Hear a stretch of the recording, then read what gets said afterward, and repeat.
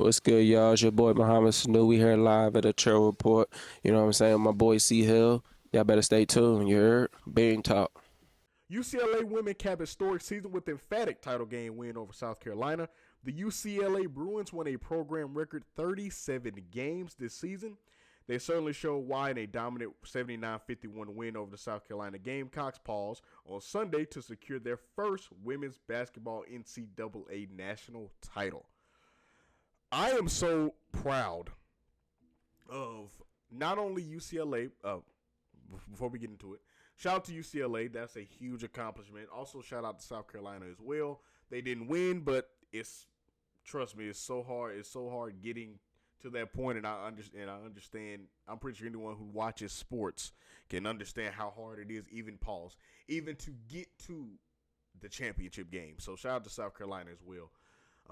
But congratulations to UCLA on winning their national title. That is a huge accomplishment, and I'm so proud of not only UCLA but also the women's game as a whole.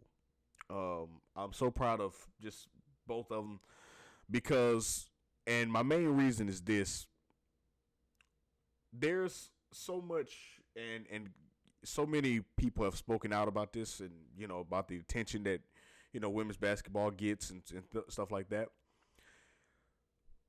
I'm so happy that the women's game has not developed into a Golden State Warriors Cleveland Cavaliers type thing. I'm so happy that it's not evolved into that. What I mean by that is, if you guys remember back in the Cleveland Golden State era, everyone pretty much knew who was going to go to the finals every single year. It was pretty much a given. I mean, everyone knew it was either going to be Cleveland or Golden State. The only question was who's going to win. That was the only question. So I'm so glad that the women's game has not turned into that. I'm glad that there's variety.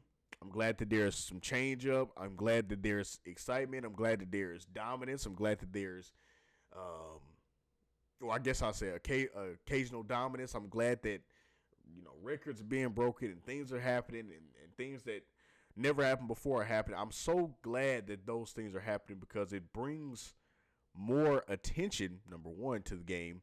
And I feel like that as a whole, it just brings more excitement to it because say what you want, but me personally, I know that I've watched countless, women's basketball games.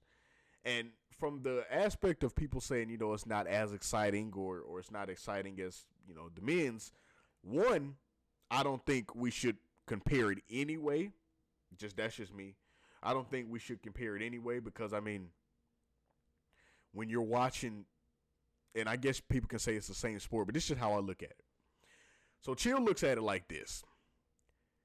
If we're watching the Super Bowl or watching the NBA Finals, right, or the Masters, whatever, the biggest event of any sport, right, I'm not going to say, okay, we're watching the finals. Oh, well, I don't really want to watch the finals because it's not as widely watched or widely respected as the Super Bowl. Like that's not gonna be in my mindset at that time because the Super Bowl isn't a focus at the time we're watching the finals. So it's gonna be I look at it like that. So I don't compare the men's to the women's or look at the numbers and see okay how many numbers this one got and then try to see how compared to this. I don't do that because I feel like number one that's unfair because people have different interests. So someone may want to watch the women's game, but don't want to watch the men's game. Same vice versa. Somebody might want to watch the men's game and don't want to watch the women's game. So I don't compare it as far as that. I'm just glad that women's basketball is finally getting, I feel like, the shine it deserves, and I feel like it's only growing to a more major platform, even further than it is now, because I feel like the sky's the limit. I feel like it can be like even more major than it is now, more talked about than it is now. I just think the talent is there. I feel like the excitement is there. The shock value is there because a lot of teams, and maybe this is not talked about as much because maybe not as many people watch college or women's college basketball or women's basketball, but I feel like that you hear a lot of fans, right, say that they want a little parity, right? So they want some change up. They don't want the same thing. They don't want back to back. They know who's gonna win, or like a Kansas City Chiefs type of thing, which is understandable, right? You can understand that. My argument to that goes back to relate it to women's basketball, and then we'll get back into the game in a minute. I think that if you want change up and you want something kind of interesting, women's basketball has that because you don't necessarily know who's going to win. You have an idea, and that's in every sport. I mean, in every sport, you kind of have an idea who you are looking at to win certain things. That's any sport. But you don't really know who's going to win. Shocks can happen, like this game literally just happened. UCLA beat South Carolina. So things happen. Shocks happen. To be completely honest, you have those blowout games. I mean, that's in any sport as well, though.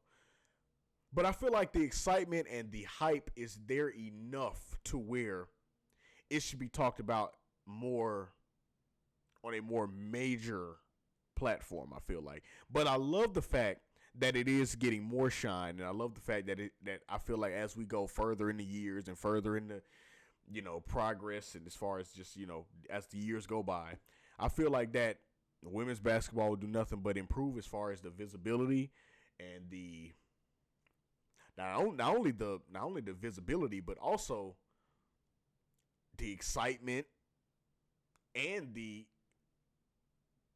concern, I guess you could say, with it. Like international concern. Like, not, it matters if you're a fan, or it matters if you're a fan of this team, or you have somebody who plays on it.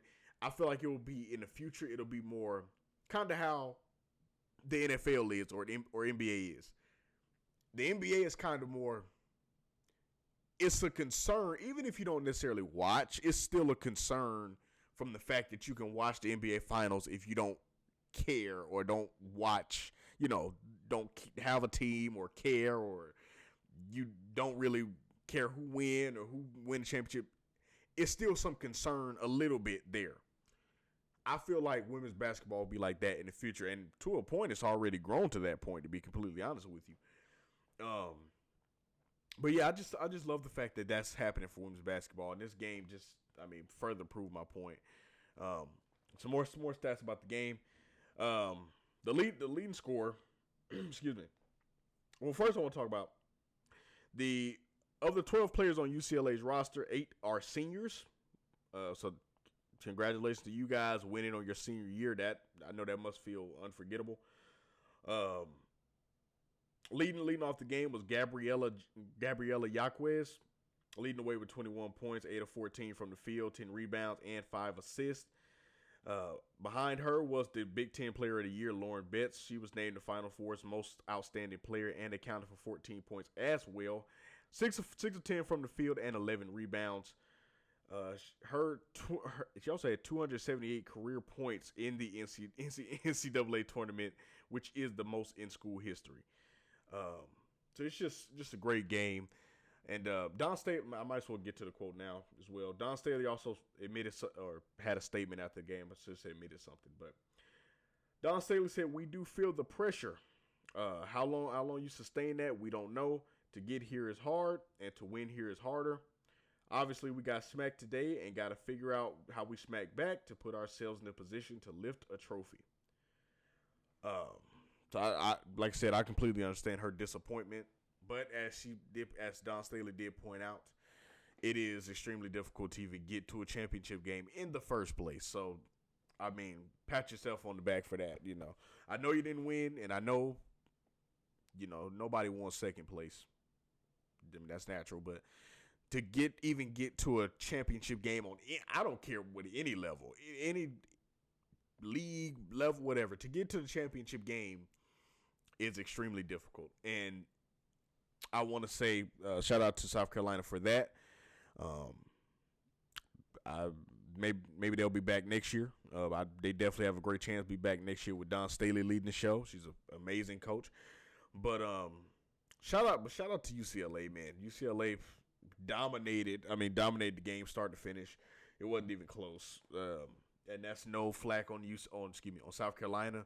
It's just it wasn't close. It's just one of those games they kind of just ran away with it, which is understandable. They have dominated. Like I think I read the stat earlier. They have dominated for most, I think, of all the Final Four tournament. Let me see. Let me go back to the stat. I had the stat to just let you guys know how much of a, just no offense, thrashing this was. Let's see. Okay. Now check this out. The Bruins only led by 13 at the break, which it seemed like more. But anyway, they only led by 13 at the break, but had a 25-9 had a 25-9 burst out of the half. Yeah, so it's, and if you didn't hear me correctly, they led by 13 at the break. UCLA did.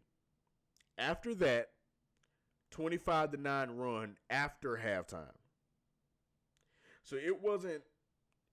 When I say it wasn't close, they pretty much ran away with it. I'm just saying, they pretty much ran away with it. And speaking of head coaches, Corey Close, I think that's how you pronounce her name. Corey Close is the longest reigning head coach in women's basketball history. I think I read the stat right. Yes, now the longest tenured head coach at a school before winning a national title. So that was interesting to me. I found that out a little after the game. So I wanted to tell you guys that I wrote that stat down. That was very interesting in my opinion. The fact that UCLA remained hopeful in an era that you don't really get that. Like, we're in 2026. We're in the era now to where, and don't get me wrong, this has always been the case. What have you done for me lately? We know that this is sports. But I feel like we're in the era now to where, as a coach, you might get maybe 2 years, maybe 3. Maybe 3. You don't show anything by that 3rd year, you're out of there. Maybe 2. You on thin ice if you don't do nothing after 2 years. So you get to 3 and you still haven't won nothing, you out of there. For the fact of them trusting her for 15 years before having anything to show for it, that shows extreme trust in their front office and management and their people that they have running their athletic department, to show that they actually had trust in her for that long when she's not bringing any results in. And of course, she's winning games and stuff, and, the condition on the team and effect she has on the team and stuff like that. But, I mean, come on now. This is sports. We're not oblivious. Winning is everything in sports.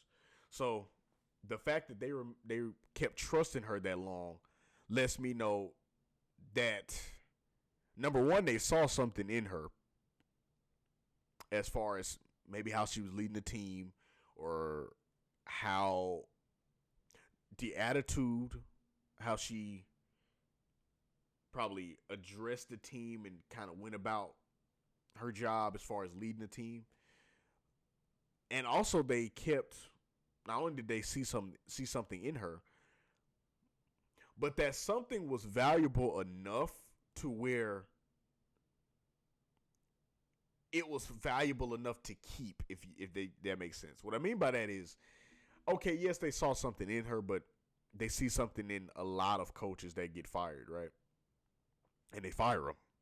So, it is what it is. But a lot of times, in my opinion, what they see in that coach or in that whoever is leading the show, they see it, but it's not valuable enough to ignore the fact that you're not bringing in results. So let's fire you. What they saw in her was valuable enough to where they seen something, and it was valuable enough to where, okay, we understand you're not bringing in results yet, but it's still valuable enough to where we'll keep you around.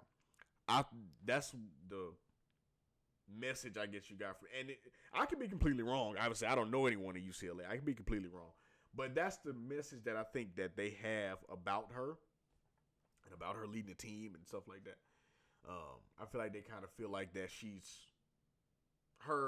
what she brings to the table is more important than wins and losses. She teaches them, obviously I'm assuming here, but she probably teaches them how to be better people, better players, better human beings, how to carry themselves better, how to lead, how to be examples, and everything that I'm sure other coaches do too. But her way of doing it is probably so valuable to the point where it overshadowed wins and losses and all of that. So that's amazing to me. And this whole UCLA story this season has been amazing because at least I didn't see. I'll speak for myself. I didn't see it happening. But they definitely got it done, and now the question automatically goes to, will they do it again? That's the automatic question, and I'm gonna be honest with y'all. I don't know. Maybe not. With sports, I'm getting to the point now to where when someone wins a championship, instead of the first thing being like, how the main thing in the media is, okay, will they do it again? I'm learning to just appreciate the moment and just be like, okay, they did it, and we'll see what happens next year. Because, I mean, it's like with the Kansas City Chiefs. They win the Super Bowl. Oh, will they do it again? I don't know. I have no clue. But the fact that they've done it now and the fact that they overcame so many things that were playing against them, and not only did that, but they took the challenge like champs. Literally, and they ultimately became champs, but they took the challenge like champs, everything that was going against them, and they absolutely dominated not only South Carolina, but they dominated the entire tournament. Okay, so it wasn't even close. And shout out to the entire UCLA team, coaching staff, trainers, everybody who made this team possible. Shout out to all of you guys because now you guys got something to show for it and something to celebrate, and that gets nothing but respect from me. So shout out to UCLA. I'm so proud of UCLA. I'm so proud of women's basketball as a whole. Shout out to South Carolina as well for even getting to that point. And it was just amazing. So shout out to UCLA. Honestly, it was a great showing, a great performance, a great tournament. And it's time for you guys to go celebrate. Now y'all got something to show for it. So shout out to UCLA for real.